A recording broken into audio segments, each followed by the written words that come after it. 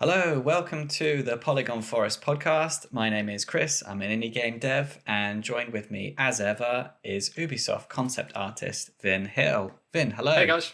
Hey, how's it going? Good, good. Right, let's do this thing.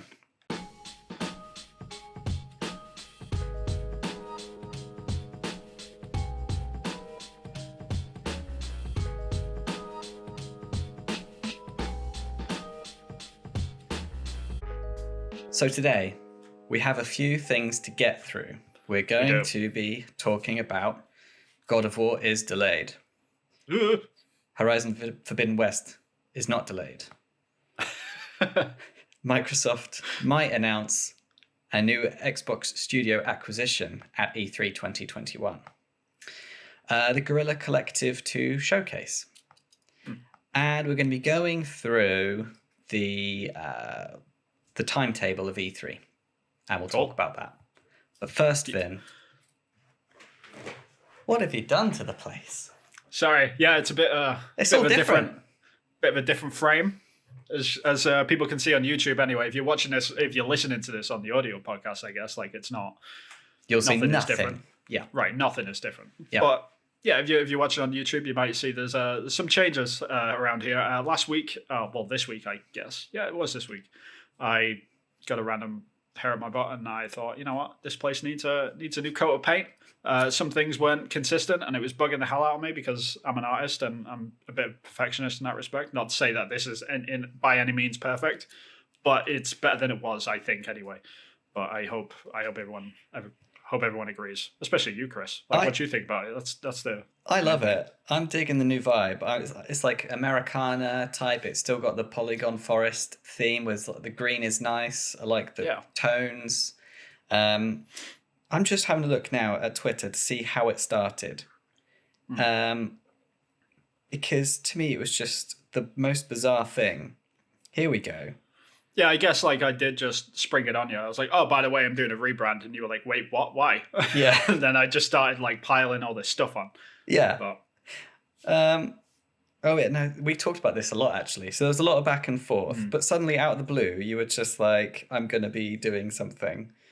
And I was like, okay. And then it sounded really casual. And then you were just like, let's just sink. How many hours did you sink into it? How many hours did that?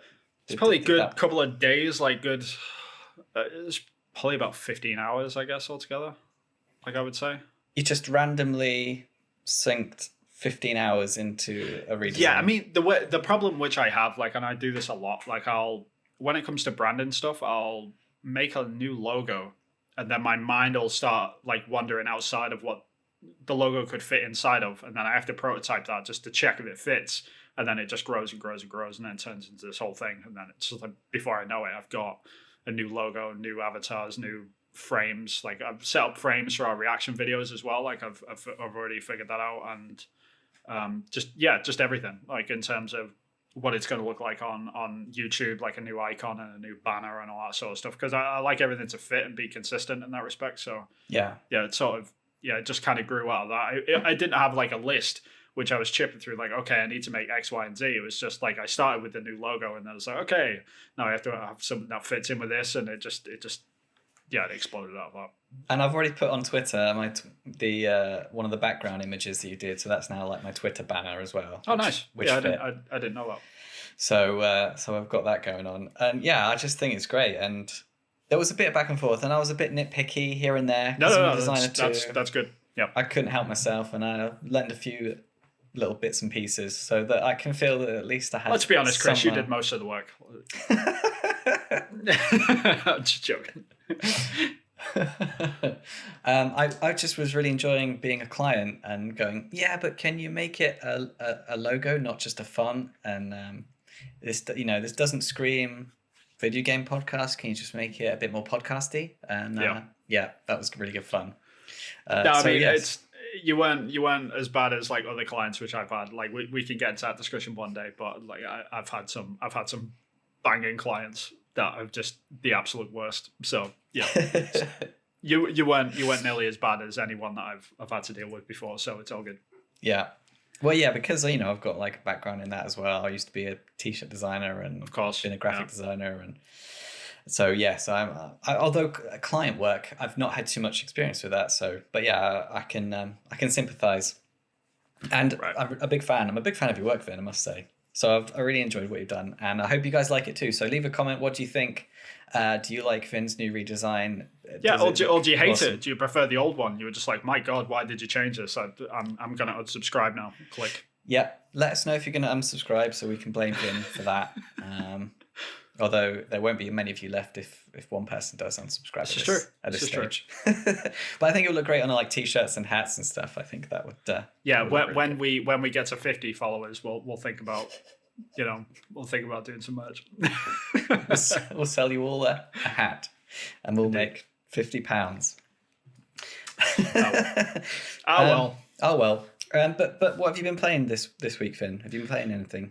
Apart from because you sunk 14 hours into freaking redesign for the podcast. Yeah, I didn't really play much this week, if I'm honest. I've started replaying Final Fantasy 15 because I'm trying to give that a square, like, no pun intended there. I give it a square shot, like where I can like actually, because I don't like criticizing games too much unless I've like played them. Okay. I'm one of those people. Like I criticized the hell out of Bloodborne. And I was like, yeah, this really doesn't seem like a fun game and stuff. And people were like, well, yeah, never played it. So I was like, all right, I'll play it. And I finished it, and I got the best ending. And I was like, all right, now I can criticize it. And then I could have like the proper conversation about it. And I kind of want to get to the same point with Final Fantasy 15, even though it's a bit of a struggle. Yeah, bit of a struggle. Yeah, I mean, it's just compared to the other Final Fantasies, it's just not as well polished, I guess. Like the English, like the thing that pushed me away last time, the thing that's really driving me away from it this time as well, until I found a solution, which I'll get into. But I like trying to play that game with the English dub is just an absolute train wreck. Like it's an absolute horrible experience. Like if you go into that game blind and you're listening to the audio, and it's nothing to do with the actors or anything like that, or the actresses, it's just purely the situation which they clearly had, which was they all recorded their audio separately. So like the four main characters that are constantly running around together, and they're meant to be friends, and they're comrades and all that sort of stuff, and they're meant to be interacting with each other. It just doesn't feel natural because you can tell that they all shot their stuff in different studios, so the reactions aren't syncing. So it doesn't flow whatsoever. And I thought, this is really terrible. It's just like the things that they say just aren't organic, and how they like respond to each other is just absolutely. It's just not a good experience. Basically, anyone that's finished this game in English, God, I feel for them. It's god awful. But they're on a whim, like randomly, because last time that was the main reason why I stopped playing it. Last time it's just the cringy lines that are in the game. But this time I decided, screw it, I'm going to try and switch it over to Japanese, and I'll try and listen to it in that, like see if it's any better. 20 million times better. Like even if you don't understand Japanese whatsoever, like it's absolutely fine. It's just like the way that the sentences flow together. Like they were in the same room, and you can tell that they were in the same room. It's like the timing's right, like how they're responding to each other, like it all just fits. And it's like, okay, this is way better now. So like I'm actually kind of enjoying the situations like that are actually happening with the characters a little bit better. But like the game still has issues like outside of that, which I'll probably go into like another time once I have finished the game. Okay. If I finish the game. Yeah. But like for now, that was the main thing that was stopping me, just because of like how tropey the characters are. Like compounded with the English dub. It was just it's just. But do you speak? It's hard. How fluent are you in Japanese? Not very. If I'm honest. Okay. Yeah, I've always struggled with Japanese, and like I'm not. Yeah, I've never gotten to the point where I can. I can probably understand maybe 60% of conversations, but like it's that 40% that just constantly trips me up. Yeah. So it's always that stuff, and then compounded with that is the like the casual forms of Japanese versus like Keigo, which is like the super. I don't know. Like polite version of Japanese, like formal. Right, yeah. So formal and informal Japanese, like they're so different, and how they end words and they just cut out particles and stuff like that. There's just so many weird things. So I've never quite gotten a grasp of Japanese in that respect.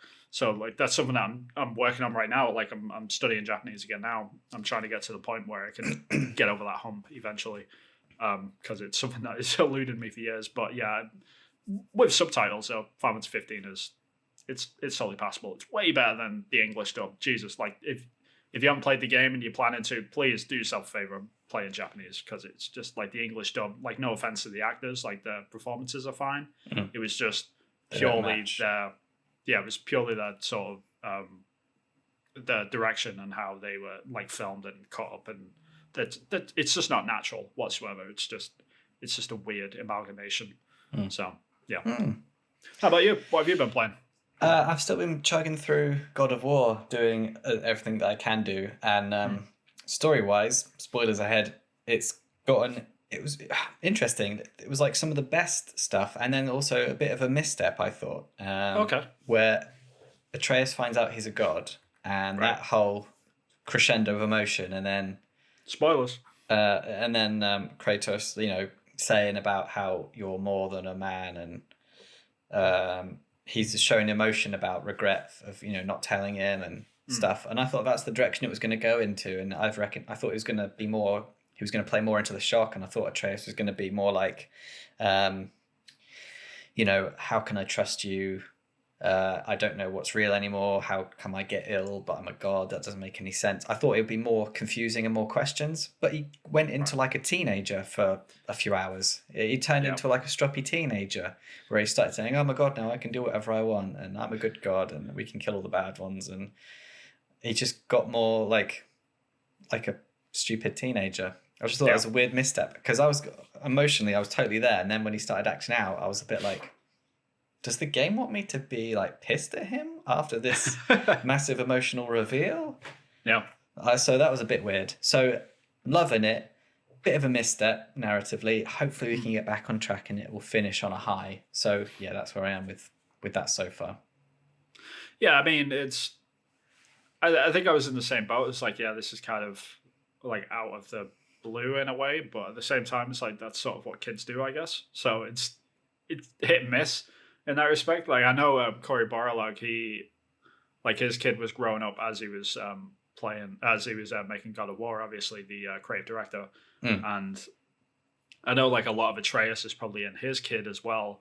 So I can imagine like whatever experiences he had, like maybe he just had a stroppy kid and it's sort of influenced the whole project. Yeah, and out of the blue, and it is very realistic in that. Yeah, just out of the blue suddenly. You're a father yourself, so I guess like you've had instances of this, but like I agree. Like it did like it pulls you out of it a little bit, but never to the point that it's like it's detriment to the game, I guess. Yeah, it was just more of an interesting character choice, which I wasn't expecting. Right.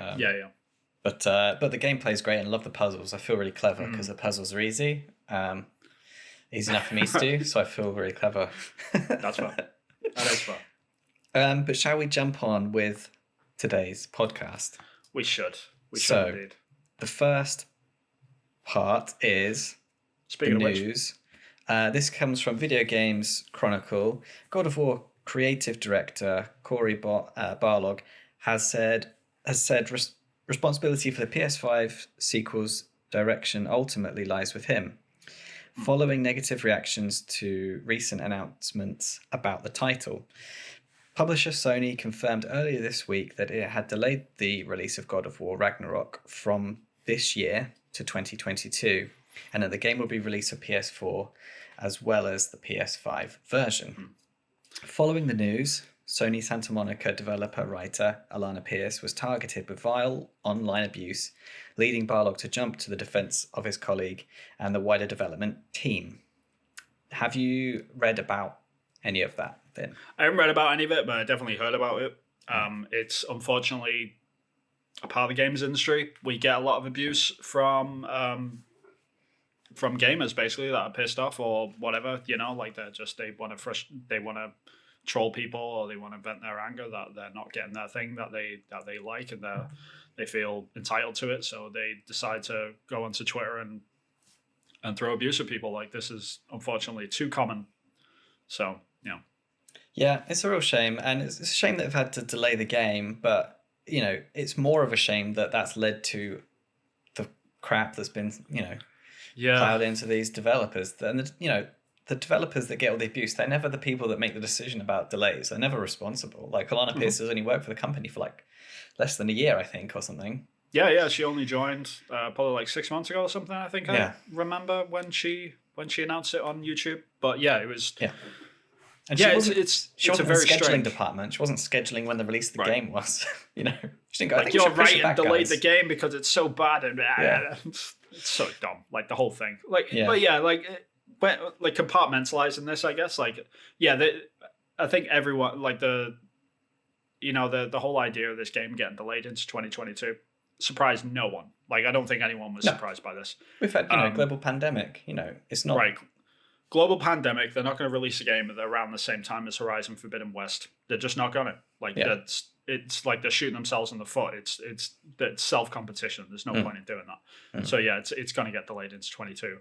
If it's delayed into like fiscal 22, that means like after April, I guess. So it's probably going to be their sort of summer game, maybe their even like 22 holiday game. I would assume.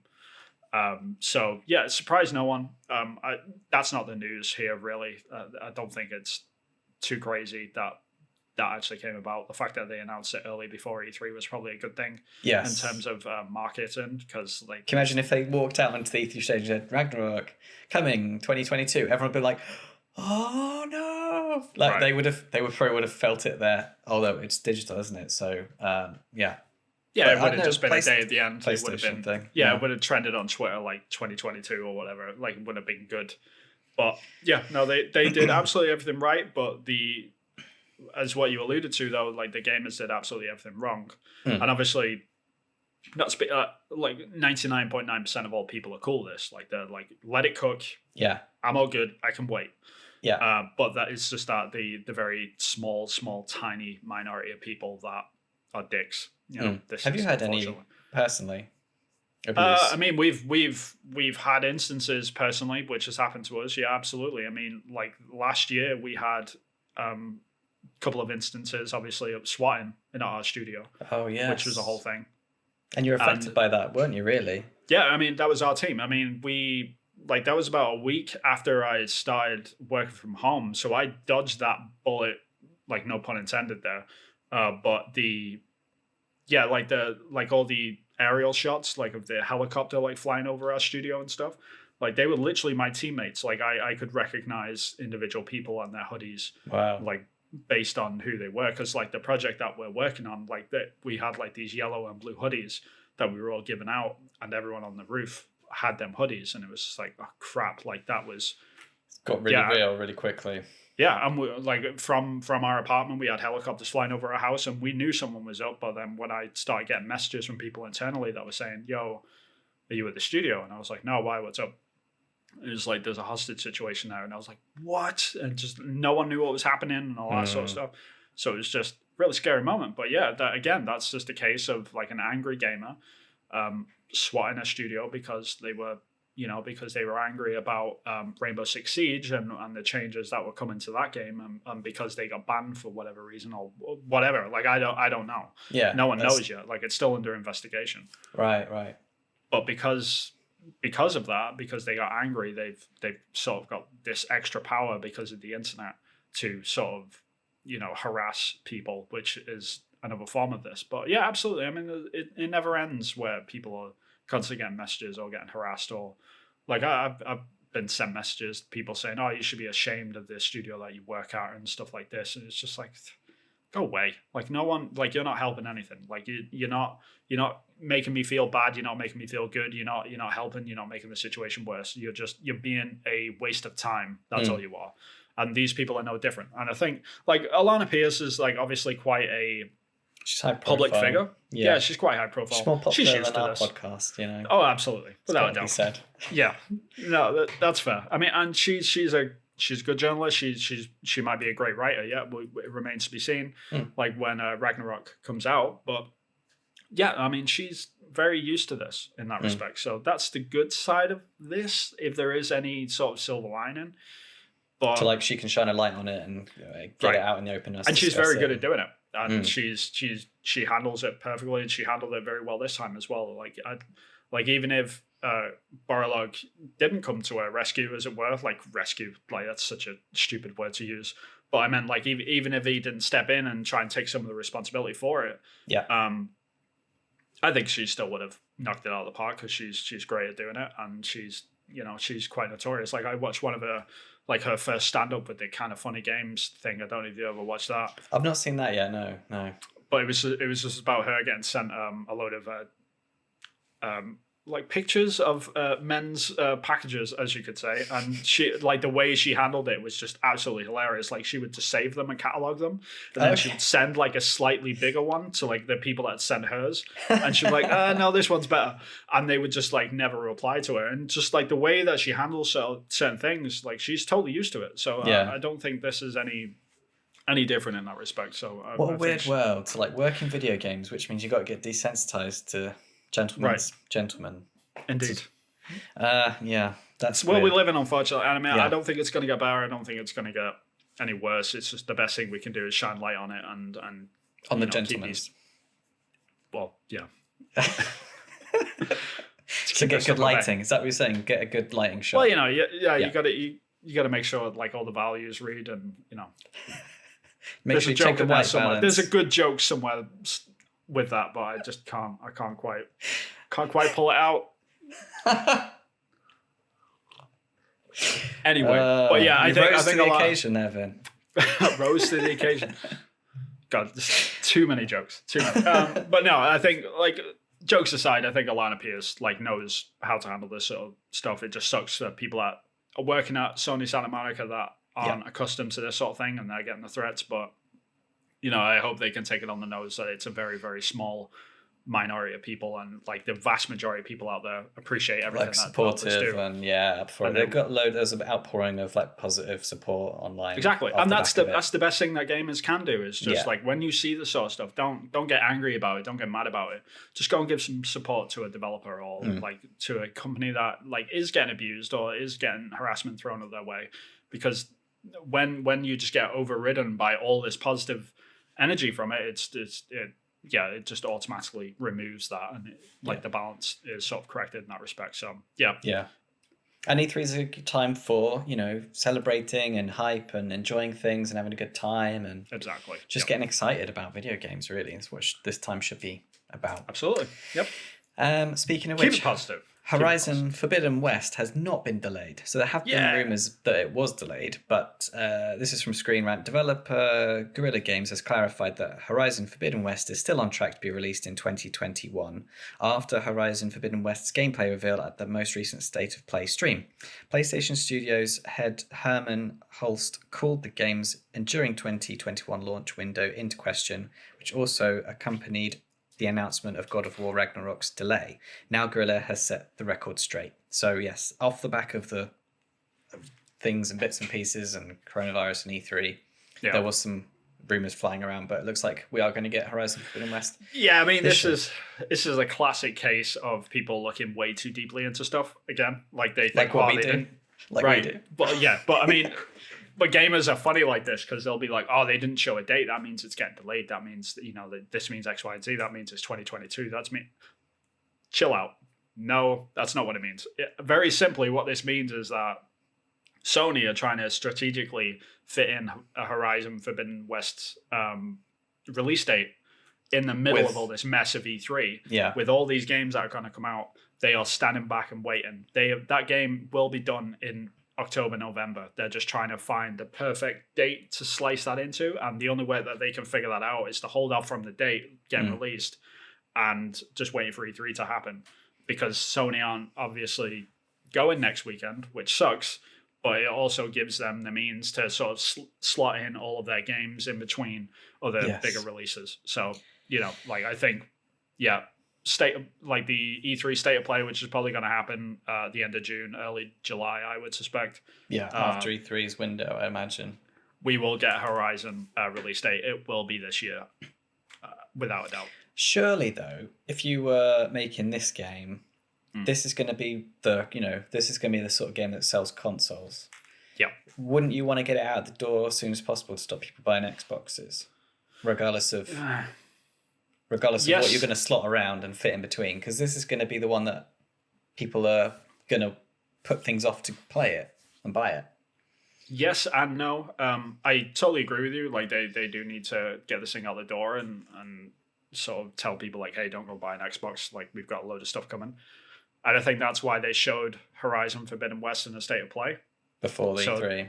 Yeah, so I don't think they would need a release date to accomplish that, what you've just said, which is, they've got games coming. Everyone knows that God of War is coming. Everyone knows that Forbidden West is coming. They know they've got all these other things down the pike, and they know stuff is coming. They just don't know exactly when, which is less important, really, as long as they know that games are coming. So yeah, there's always that.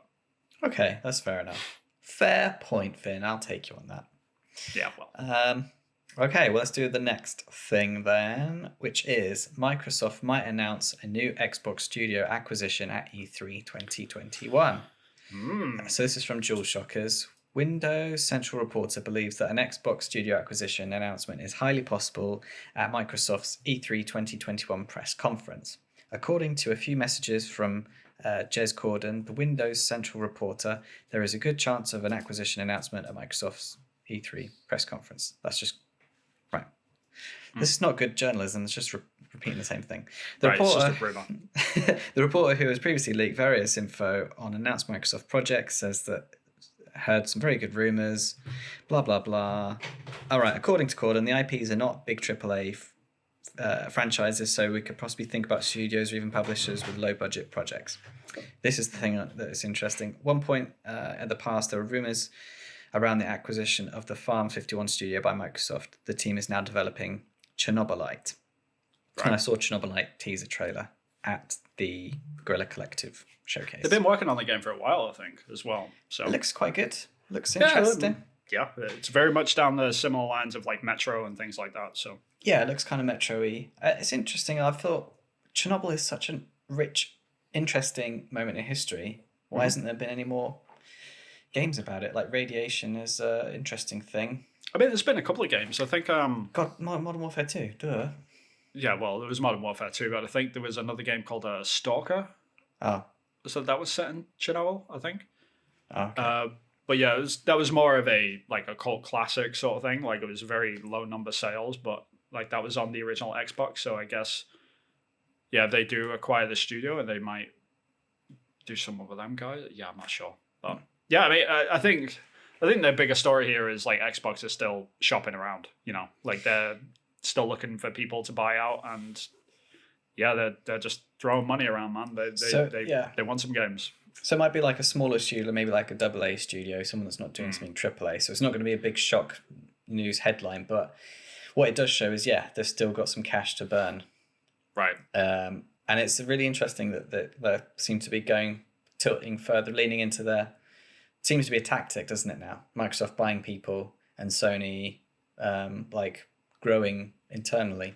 Yeah. Two different tactics completely, but I think both are valid in that respect. I mean, with Xbox, I think they sort of saw the success which companies like Ninja Theory had with Hellblade.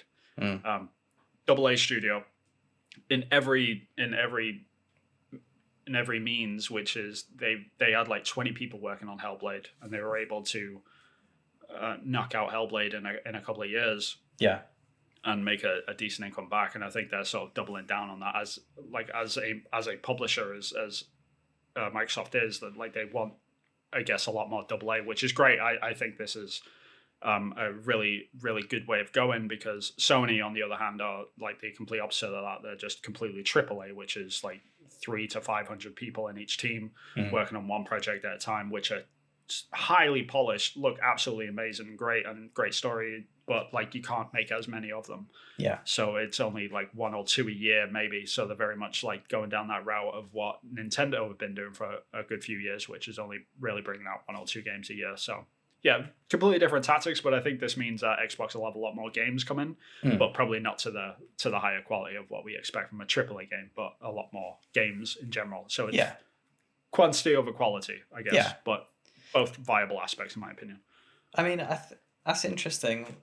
When you say quality, you mean like pushing the boundaries with textures and visuals and sound and that sort of stuff. Because one of the great games I played, which is, I could say is AA, was Control. That was a great little game. That was by the people that did Alan Wake. Can't remember the studio name, but Remedy. Remedy. And that was great because the story was great, and it was short. It wasn't a long game. So I would not mind playing lots of medium-sized games. Absolutely. Yeah, I think this is... And Hellblade sounds like it's... Because Hellblade 2 is one of the most hyped things for E3. It's one of my... Yeah, I think it's probably my most anticipated Xbox game right now. Yeah. So, yeah. Very much along similar lines. More of that stuff, the merrier, you know? Like, Yeah. I'm really excited to see more games that are smaller in scope, but, you know, just more of them. Yeah. Because Hellblade came out of nowhere, and I really, really enjoyed that game, even though it was such a small budget, like AA game. Like, I'm really excited for the sequel. I think we need more of that stuff, you know. So yeah. Well, Uncharted is quite small, isn't it? It's quite short. It's not huge. Uncharted games. Well, Uncharted is like the quintessential sort of AAA game. Like they've got AAA quality, but even if they aren't like longer games, I think what we need is more like less Uncharted 4 and more Lost Legacy, in my opinion. Okay. So like The short DLC, games that are done like over short periods of time. You know, we need more of that, I think. Yeah. But to each their own. I don't mean we need to flood the market with just like more video games, but you know, as I get older, like I don't have time to put, you know, 40, 50 hours into a game anymore. I just don't. So like the more like a good 10 years ago, people were complaining about games only being 6 hours long. Bring it on. Yeah. I need more 10-hour games. I love games that I can finish in a weekend. They're the best games. Yeah. In my opinion. Because you can blast through them, have a good time. If you enjoy them, then you can reopen them a couple of years later and replay them. You know, I love that stuff. That's one of the reasons why I really like Pathless, is that it was really, really succinct. It felt complete and really enjoyable, like nailed the enjoyable thing. If it had gone on any longer, my enjoyment would have slowly diminished.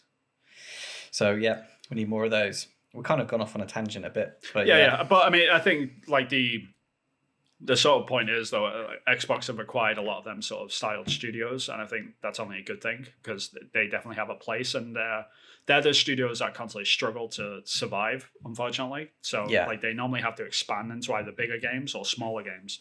Like, trying to survive in that niche sort of middle ground of being a AA is really difficult, because if a game fails, then the whole company basically fails, which is not good. But if you're acquired by Microsoft, I'm like, okay, stay the same size. Just work on this thing. Just work on this. If it fails, all good. Go into the next one. You know, like that, just having that security, like as a AA, it can't be understated. It's a bit like, safe, I know it sounds like, I know it sounds like a really stupid sort of like niche sort of politics, like developer thing, which gamers don't really care about, but it's really important just to have that security. So more studios that Xbox acquire to do this, the better, because they'll survive and they'll be able to make really niche stuff, but with higher quality than like your standard sort of indie game. Definitely, because I would like a studio to be able to push the boundaries, and if that means they do a flop every once in a while, I don't want that means that they're all unemployed and they will have to find a new job, and they don't get that chemistry, and they don't find their culture, and they have to start from scratch. I would much prefer them pushing the boundaries and release a few titles, and then some of them stink and some of them like nail it. Because you only get those gems if you've got a studio that's... Usually the gems come along, second, third, fourth game. I mean, it's important, because if you're a AA studio and you like, okay, should we make the next game, should that be safe, or should we make like this risky game? Like, in 9 times out of 10, because like you're in survivor mode, like, okay, make the safe game. But like now that you have that safety net, as you said, like it allows them to take the riskier one more often. And the risky ones are normally like more interesting. Like Hellblade was super interesting, like in terms of like the audio stuff with like how the different voices interact and stuff like that. Some of it was really generic and just like typical sort of action adventure game. But like the things that they tried out were like normally not that safe. So it's cool that more like AA studios can actually do that within like nicer, prettier looking graphics, instead of like seeing all these unique things just constantly in these like pixel art indie games, which we see. No offense to them, like I make those myself. You do them, yeah. But it'll be nice to see them in like a bit of a higher quality, like the riskier moves, and as you said, the safety net absolutely allows that. Yeah, that's a good way to go about it. Speaking of pixel art. Vin, I watched the Guerrilla Collective 2 showcase the other day. So which lots and lots of indie games. I saw lots and lots of indie games, and I saw some of those vending machines that looked exactly like the vending machines you did in pixel art. There was this interesting pixel art type game. Japanese vending machines. I don't know what it is, but they're they're like the new explosive barrels of the video game world. I think you're right. Yeah, it's a good way to do it. But yeah, I didn't get a chance to watch this, so give me the rundown. Like, what was it good? It wasn't. And on the whole, I mean, yeah, I'm just the wrong audience, to be honest, Vin. I like, even though I'm making an indie game and I'm making a very niche game, I am a bit hypocritical in that I don't really play many sort of lower budget indie games. I don't think that's uncommon, if I'm honest. Like, there's a lot of developers out there that just don't play games at all, even, but which is cool because that actually allows them to come up with new ideas without being influenced from other stuff all the time. That's an interesting way of putting it, Vin. I will use that from now on. It's like, no, I don't play them because that way I'm unique. Yeah, aren't you a snowflake? But yeah, when you said like you didn't enjoy the show, like did you mean the format of the show or like the content of the show itself? It was a lot of reasons, really. And I guess we can dive into this a bit. We've got time. So first of all, it seemed like the hosts were... I mean, it's a big deal. E3 is huge and it's unprecedented times. They were in some sort of sound studio. But the chemistry was a bit awkward. When you we've got good chemistry, I think, and it kind of shows because we know each other and we get on and we do a podcast, so we spend a lot of time talking to each other. These guys, it was a bit like, awkward pauses, awkward with timings of intros. Was it scripted, you think? When they were reading the script, it was fine, and then like you could almost see that you'd written pause for banter or pause for chit chat about this written into the script, and then they just couldn't figure out what to do. So that was that, which is fine. It's not a problem. And then the video games themselves, just after a while, got a bit samey. They did it in they did like horror games in one bit, RPG games in another bit. I can't remember what else, but they lumped them all in, and a lot of them did look similar. Again, it's because they're previews as well. Yeah, the level of polish wasn't. I don't want to be critical because I'm making a game. I know how. Yeah, I mean this is the hard thing about indie games more than anything, though, is like within that showcase of all like these, like we see like little sections of a lot of indie games that are like pixel art and 2D and all this sort of stuff, like flipped assets and like bought assets, or like there's whole teams working on this stuff which are like should be AA studios really. So there's this huge range of games, and out of all of those, there will be a couple in there that people will be talking about for a long time. Yes, yeah. But we don't know which ones they are yet. It's interesting, yeah. So, and like, there's always, because like, I think Undertale was probably one of those games at one point you're looking at like, oh, that looks awful. And then you just move on. If that was in the showcase, like you'd never know. And then it comes out and like everyone's talking about it for 5 years, So we don't know which indie game that's going to be. And so it's kind of like you can't judge a book by its cover, but that works both ways in the respect like, yeah, that looks amazing, but I'm not gonna like know what it's actually like until like the reviews come out. So yeah. I mean, there was other things as well, like some of the people when English wasn't their native language. Super impressed that you're making a video game and all the UI and stuff is in English, and you've got English actors doing the voiceover work. That is impressive. Yep. And then you do a video that's not in your own language to E3, which is watched by I don't know how many people. That's ballsy in itself. It's a shame when I couldn't read the subtitles because the YouTube red line live thing was in the way. So some of the times I couldn't even understand what people were saying. Yeah, that's weird. And I'm usually pretty good with that sort of stuff. So that was a bit of a shame. And it's like, I know it's an indie game. I know it's a low budget. And you're the person making the game. I know you want to communicate that. But I didn't get I know that I didn't get the full potential of what I could have seen. And I just wish that there was a bit more support from E3 and a bit more money spent into making it a bit more showy. Yeah, it's tough. make it Like a bit more I just entertaining. don't know how they would do it, because like when it comes to, like, I'm not saying like they're doing it the right way either, because they're absolutely not, considering like you're not like, But I'm just a you guy weren't that doesn't engaged buy by the it. game, so I Right. don't know.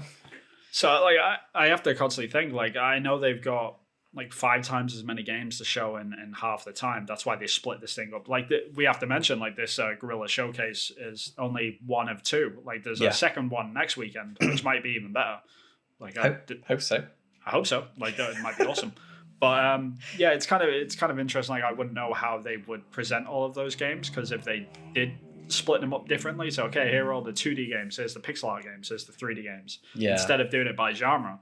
But there'll be a lot of people out there that only play certain genres of games that don't really care about that sort of stuff. So yeah, it's tough, man. I don't know how they would ever mention it, but yeah. I think for me, the way I tackle it would be niche. So like, what's your niche, and communicate the niche. So it doesn't matter. So you just have one after the other, and then the interesting thing is what's communicated. So it doesn't matter the genre, it doesn't matter that, it doesn't matter this, because you say you clump them all together because some people only be interested in the horror games, so they'll want to get a clip of all the horror games that are put together. Yeah. But for me, I wanted to watch it because I wanted to get caught out. I wanted to be surprised, and I want to be delighted and intrigued by what I was seeing. And unfortunately, at this stage, it just kind of looked a bit generic. The interesting thing, though, for me about the showcase was that they did a special section on the black voices in video games, which cool. is like a group of people that get together and to showcase black devs and black characters, and it's like a community thing where it's only just started up. They mentioned this several times, that it only just started up. They didn't get everything in that they needed to get into. It's only just been created, and they're still gathering resources and people. But they managed to show some games specifically with that in mind, and that was really interesting. Just nice to see that is being done, and that money's being spent on that, and that people are. Yeah, absolutely. I mean, putting their time into I that. always forget like how important that stuff is until it like comes around. I mean, I guess that's the point of doing the showcases. I mean, when, like, not to like shadow drop this or anything, but the indie game which I put out, which was Last Line of Retreat, like one of the main devs on that was a black guy, and he was like, he never really mentioned it or anything, like he never brought it up, but like at one point we were doing casting calls for our voice actors for the trailer for like all the different characters, and the main character was like, oh, I know a guy, like he's a really cool guy, he's a YouTuber as well, and we'll be able to bring him in for the voice. Can't remember his name now, but also happened to be a black guy. And it was just like, when we got the audio files through, we heard them and we were like, yeah, man, it's really cool, but like the main character, like our little pixel guy, was a white guy. And I was like, you know what, screw it, let's just make him black. And so we made the character black. I didn't even think about it. Like, we did it overnight and it wasn't a problem. But like, he, like, when after like the conversation just was, it was sort of like, yeah, that's, why not? Like, it's just such a stupid like thing. Like, why don't we just do that? Yeah. So we ended up doing that, and like I never realized like how important that was until we actually did it. But yeah, we constantly got like messages from people saying, yeah, it was really cool. Like, it was nice to see like a black main character, pixel art character. Like, you just never see that sort of thing. It was like, yeah, with a black voice actor, and but you don't even, and like when we finished the trailer and we had the voice actor come in and he did the proper lines and all of that, and it worked great, like, and it was no different. Like, it wouldn't have been any different. So, and that's the important thing. So yeah, it's cool when they do that. So if your game was released, today, that might be something that you would have been able to get involved with and join that community and have. Sure, but I mean, I wouldn't, but I'd probably like, get the other guy, like the other dev that we had, at Jump Button Studios, like he's pushing for that stuff as well. So like, it's important. Yeah, definitely, and it was just really good to see. It felt like, oh my gosh, is this the first time this has happened? Like, wow, okay, about time, sort of thing. Because there's still representation issues in the industry. Absolutely. Yeah. So I mean, and people always forget about it. Like, even I'm guilty of that, and like I've worked with a lot of different ethnicity of people, like in studios. Like, my first gig at Ubisoft in Osaka, half of that studio was foreigners, and then the other half was Japanese, obviously. But out of the foreigners, like the guy that I answered to, my lead artist, he was an African American guy, and also like the guy that worked next to him, he was also black as well, and it was just like you don't even think about it after a while, but like you also like realize that they've got their own perspective of what the industry is like and where they are. And the funny thing in Japan, like everyone is sort of like you're not different foreigners, you're just like you're the foreigners sort of thing. So it was kind of like I was in the boat with them, like so it was really fascinating and learning experience. But yeah, it's always important to sort of shine a light on that stuff. Yeah, definitely. So yeah, that was nice to see, and so yeah, I will tune in for the next one. Yeah, but I think I'm gonna as well. And I just know there'll be people out there going, "What are you talking about, Chris? This was great. I can't believe you didn't get the hype. There's so many cool things." Right. I totally get that, and I'm happy that people will get jazzed for that. It's like I said though, man. Like it's hard to know if a game is going to be good. Like some of the indie games which I've been really really excited about have just turned out to be absolute duds. Like they look amazing because I've been looking at GIFs and videos online all the whole time, but then as soon as the game comes out, it just doesn't play that well. Like I was really excited for a game called Narita Boy, it was like made by Studio Kobu or something. I think it was like really retro style, like pixel art. It looked absolutely amazing. The animation is flawless, but then when the game came out, I played it. It was like, yeah, this is a really bland video game. It just doesn't play that well. And then there's the opposite, obviously, with games like Undertale and Celeste, which don't look like the top tier class of video games, but they play fantastically. So it's sort of this weird dynamic that indie games have always got. So you always know this when you're watching these showcases. Yes, so there's a hidden gem. I'm sure I saw a hidden gem there somewhere. There's absolute, like there'll be a few in there that are just like Game of the Year nomination sort of games, but you just don't know until they're out. So it's one of those things. And it is weird, because it has to be at a certain time. And they have to push things through the door, and there's a limited budget, so they can't spend too much money on making it razzle dazzle. And to be honest, E3, it's not the best showcase for indie stuff, is it? Really? I mean, no. But then again, it's all digital, it's online. I don't know. I have mixed feelings about it. I just think the devs deserve more support on the platform.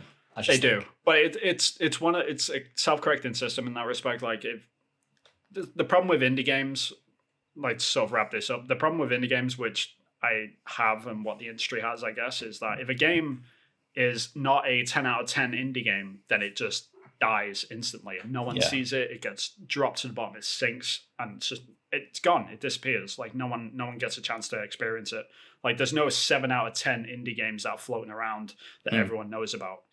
People only know about the 10 out of 10 games, which is a problem. But at the same time, when a 10 out of 10 game comes out and it doesn't get the coverage, it usually flies up and everyone sees it anyway. So it gets its due diligence in that respect. But it's such a weird dynamic that we have with video games but like with the bigger AAA games, like if a 7 out of 10 game comes out, like everyone still hears about it because of the marketing push that they get. Yeah. But with indie games, that's just not the case. But it's a problem that will get solved in time, and I think it's getting better. But it's probably going to get worse before it gets better in that respect. So yes, there's no way that indie games can like die out or anything. It's just taking a correction at the moment. But there'll be a way that I mean, I don't know what the solution is either. I don't think anyone else has figured it out yet. But we'll get there eventually. We should have to wait for my game to come out in the next couple of years. That will take the game. That will solve everyone's problems. Yeah. I believe so. Yeah. Right. So now I'm just going to go over the E3 schedule so far. It's E3, baby. As of the 6th of June, so that people know what's going to be coming. So on Saturday, June the 12th, the pre-show starts. So this is June the 12th, Saturday. Pre-show starts at 10 a.m. Yep. PT, 1 p.m. ET. What does that mean, Vin?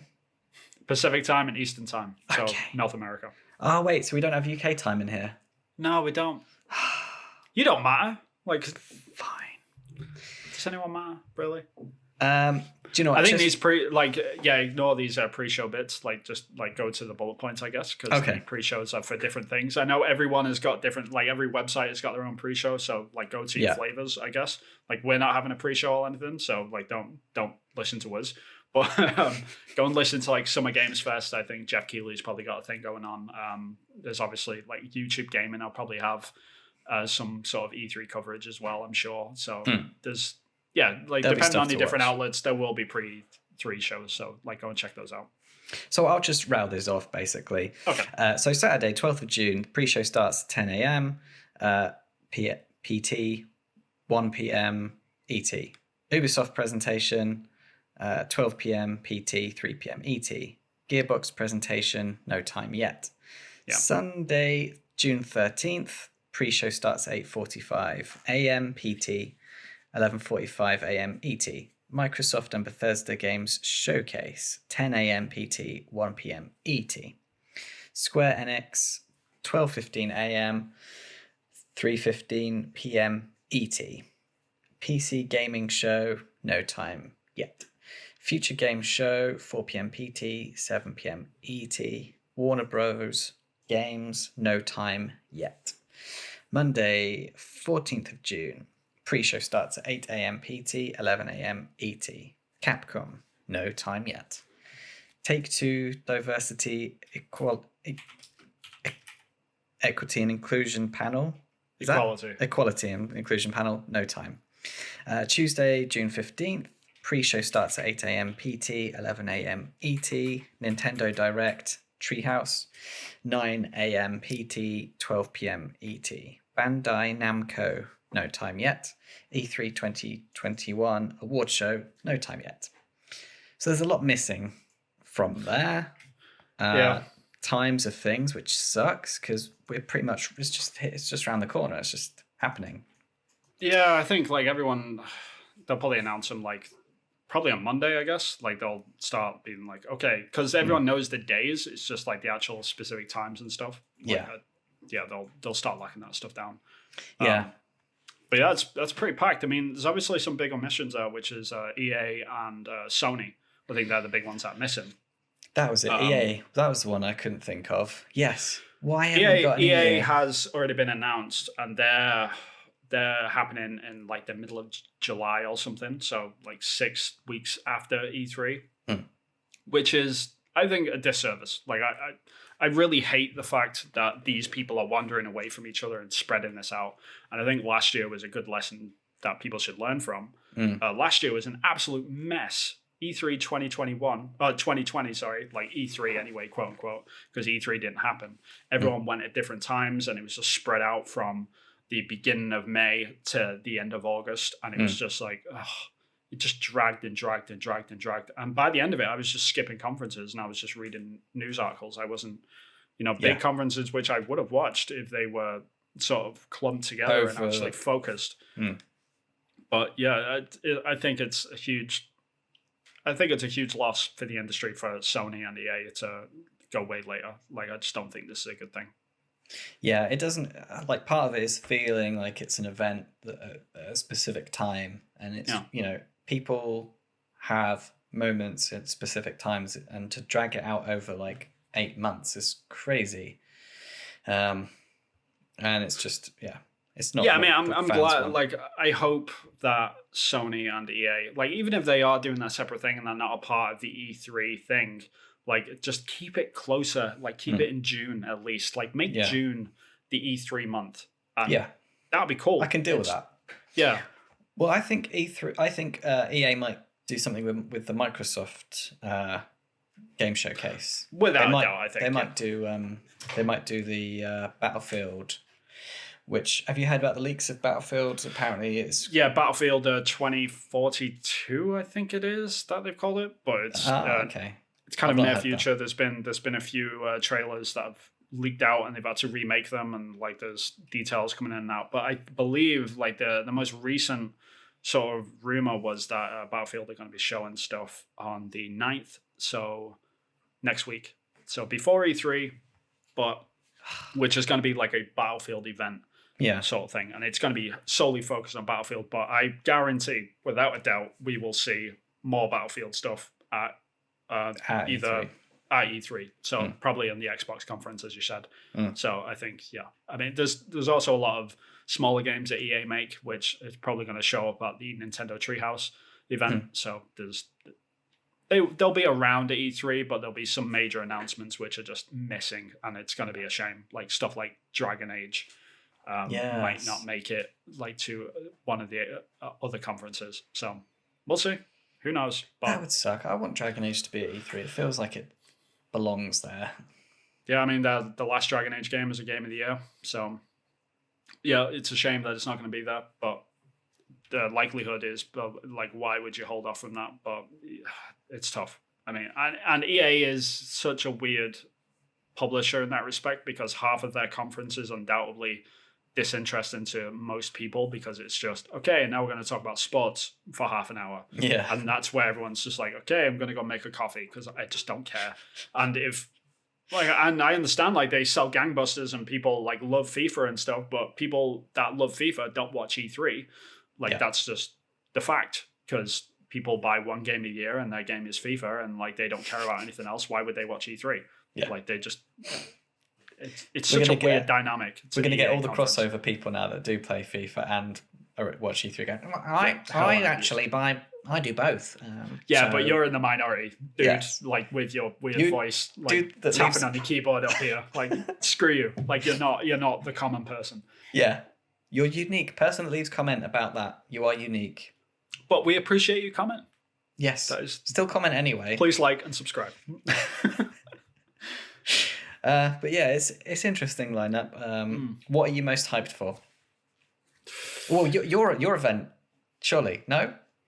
The Ubisoft presentation. I can't say like Ubisoft for obvious reasons, but they have announced that we are showing Rainbow Six Quarantine. That is official now. So I can say that our game is going to be there, but in what capacity, we don't know. I do know, but I'm not going to say anything, obviously. Oh, okay. Right. You heard it here first, guys. Yeah. That Vin at least knows. Yeah, I do know, but I'm not obviously going to mention anything. But it's, outside of our own stuff, obviously, like, I'm excited to see what our own studios are doing, because there's a lot of stuff, like we mentioned this before, there's a lot of other studios within the Ubisoft family which I just have no idea about. Like Beyond Good and Evil 2, don't know anything about.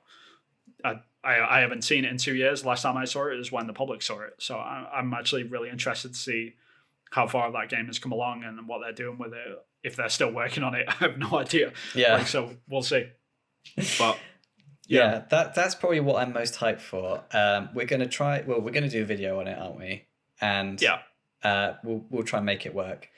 I'm just hyped to have that extra spice of like a dev watching the studio that he works at. Yeah. So I'm really looking forward to that. So stay tuned to the Polygon Forest podcast through E3, because we'll be having those, it's a bit like Inception, like a dev watching his own conference. Yeah, it is a weird thing. Like, I never get used to it whatsoever. Like, when we have, because sometimes we pile everyone into the studio into like single rooms, and like the individual teams like of each game are like standing up and cheering like every time that game gets announced, and it's just a fascinating, like, really slow Mexican wave of like all the different teams.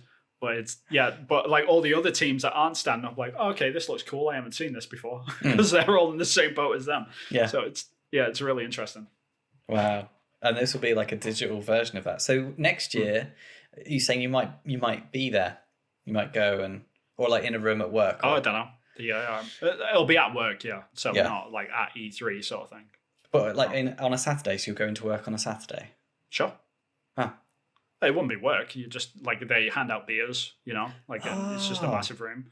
Like, everyone's just chilled out, and not much work gets done at E3, like around E3 at game studios. That's no big secret. Like, no one's working.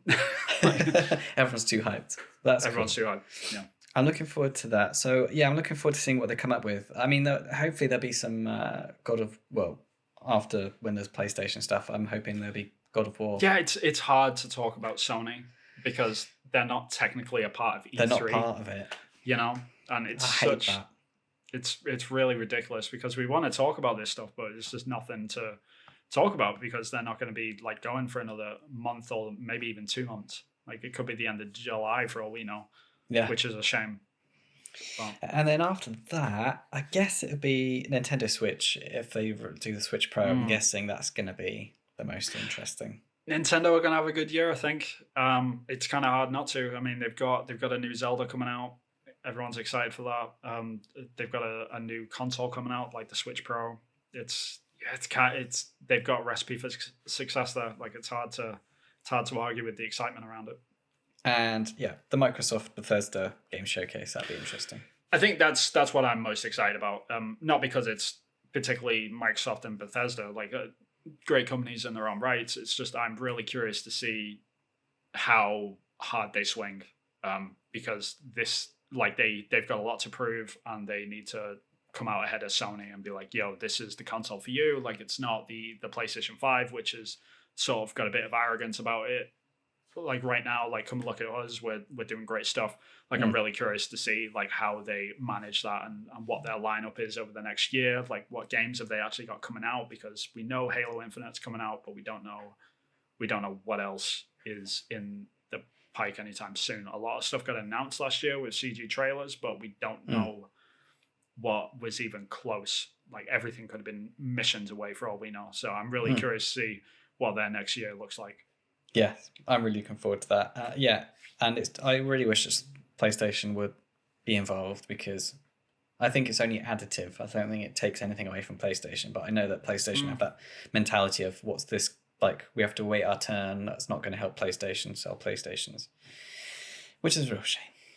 Yeah, that is a real shame. But I'm mostly here for the big surprises, like the big like oh shit moments that E3 sort of provides almost every time. So like it'll be good to get back to that, because we didn't see that last year for obvious reasons. But we've missed that out. Nice to, I want to be shocked. I want to be surprised. I want to be mesmerized. Yeah. So I'm looking forward to that. So that'll be good fun. So yes, stay tuned everyone for that, because we'll be doing some live coverage. We are still working out what we'll be able to cover and react to. And I believe your lovely wife will be joining us for those. This is true. She will. She'll be sat next to us sat next to me on the sofa anyway, and we'll get a camera on her as well. So she'll be just as embarrassed as we are.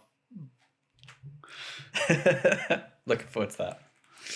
No, she knows the stuff. She's very much a backseat gamer, but she takes in everything, which I'm constantly consuming this sort of stuff. So she just passively gets it all anyway. So she'll be able to join in, I'm sure. Yes. Yep, and it's for everyone, isn't it? So as long as she gets hyped, that's the main thing. Well, if she doesn't get hyped, that'd be interesting at least to watch. Yeah, I mean, she gets more excited about some games than I do. Cool. She loves God of War and Horizon and Dying Light and things like this. So because she just likes watching them. So it'll be funny to see like what she gets excited about. Yeah. So yes, stay tuned for that. Right, I think that pretty much does us for this episode. So thank you for watching, and stay tuned for these next few weeks. It's going to be interesting. Vin, where can we find you on social media? You can find me. I am at Hillthought Games on Twitter. You can also find me on ArtStation. I am Vin Hill Art if you're into concept art. I've just actually posted up some new concept art from the recent release Tactical Ops from Watch Dogs. That concept art is like 2 years old, but you can go and check it out anyway. Like it's always weird, like when you have these moments where concept art gets released, and it's like, oh yeah, I made this like 2 years ago, and now it's not that great, but I might as well put it out, I guess. And people are like, oh, this is new and interesting. It's like, no, it's really not. Yeah, so it's new and interesting to me. I enjoy watching it. Right, but yeah, go and check that out if you're into concept art, and I'll probably give you a follow back on ArtStation as well, because I like seeing cool art. How about you, Chris? So for me, I'm at Acrylic Pixel on Twitter and Acrylic Pixel on YouTube as well, where I haven't posted for a long, long time because I'm just busy making a game. But yes, you can have a look at my slow progress. Well, it'll come in time. It'll come. Right. So yes, until next week then. Have a good one, and we'll see you later. E3, baby. Take care. Bye-bye. Bye-bye.